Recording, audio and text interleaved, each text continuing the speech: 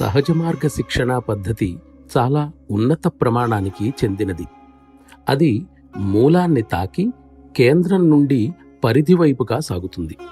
దీనిలో పురోభివృద్ధి పరిధి నుండి కేంద్రం వైపు సాగుతూ లోతుగా నాటుకొని శాశ్వతమైన ఫలితాన్ని కలిగిస్తుంది. కానీ కొందరు వేరే పద్ధతిని అనుసరిస్తారు. అభ్యాసి ఇంద్రియాలను తాత్కాలికంగా నిర్వీర్యం కావించటానికి వారి స్థూల చైతన్యపు బాహ్య పొరలను పైపైనే శుభ్రపరిచి వారిలో అపస్మారక స్థితిని మాత్రమే వారు కలిగిస్తారు. అలా కలిగిన ప్రభావం అభ్యాసికి అప్పుడు ఆనందం కలిగించినప్పటికీ చివరకు మనస్సు మందకొడిగా మారడానికి, మేధాశక్తి నాశనానికి దారితీస్తుంది.